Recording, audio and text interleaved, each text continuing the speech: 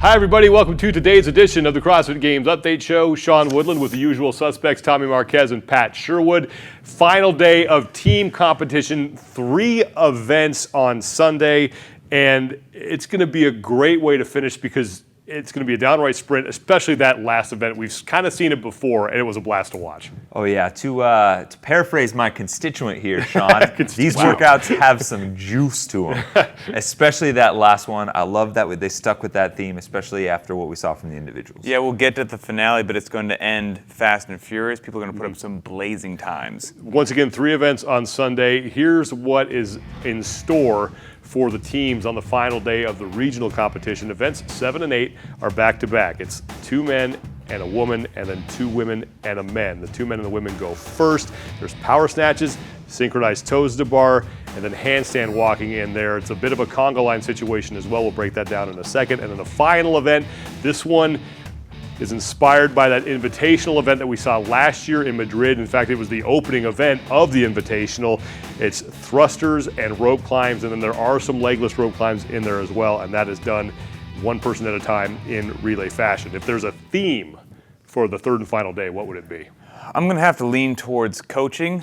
Obviously, you need good coaching through the entire set of regional events, but specifically on day 3, I think if the coach doesn't make smart decisions on strategy for 7 and 8, and then putting the right people in the right places on the final event, I think you could watch your dreams just kind of go down the tubes. And looking at the individual athletes, to me, throttle comes to mind. How these athletes are going to push the pace on some of these, with some of these aggressive time caps, you really have to manage the throttle well. Let's get into the first part of the day. That's the back-to-back events, events 7 and 8. Dave Castro once again put some hints up on Instagram about the final 3 events. He had his famous stick figures on the whiteboard, then SN, TTB, and HSW, and then his final clue was individual stick figures and the word invitational. So events 7 and 8, it's a triplet. It's men, 1 man, and 1 female. They will start, they'll do 100 power snatches at 115 pounds for the men, 80 pounds for the women.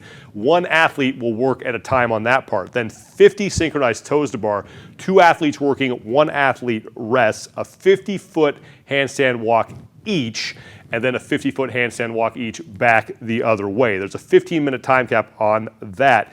At the 5-minute mark, the second trio will start. That's 2 women and a man. They will do the exact same thing that the first trio did. So at first glance, it's kind of hard to find a sticking point here, but when you really dive into it, there are a couple places this thing could get bollocksed up.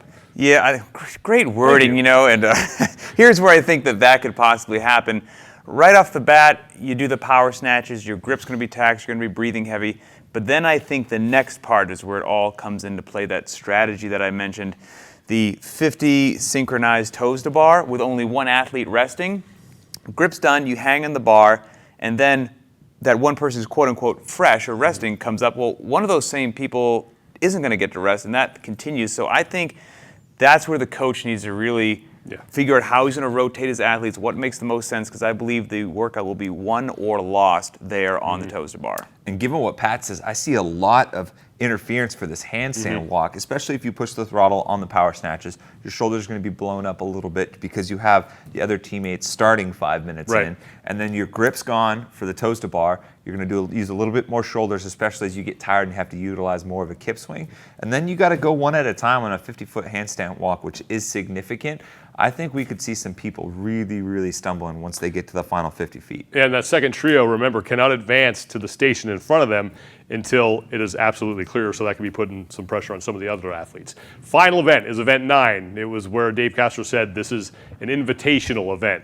And it was the opening event that we saw last year at the Invitational in Madrid. This one is a relay. The 3 women go out first and then followed by the 3 men. It's 21, 15, 9 for the first person of thrusters at 65 pounds or 95 pounds, then 4, 3, and 2 of rope climbs. Second person will do the same amount of thrusters, 21, 15, 9, but then 3, 2, and 1 of rope climbs, and then the final person, same set of thrusters, but then 3, 2, 1 of legless rope climbs. So the last person is key here, and you better have someone who can move through those legless rope climbs pretty quickly. Yeah, and I think strategy, like Pat talked about earlier, is really key here.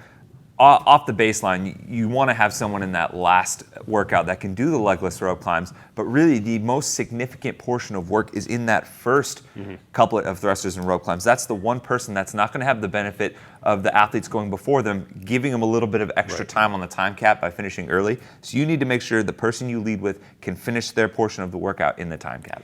Do you remember, let's rewind the clock, as we approach our 10th year here at the Games. Do you remember when a 5-minute Fran was incredible? Yep. If you crunch the numbers here in these variations of Fran, each person has just a hair over 4 minutes to do it with some variation of rope climbs. And rope climbs are one of those things where it's so easy if you hit a failure point that you're just shaking your hands and staring up. We saw it happen in Tommy V and all the time.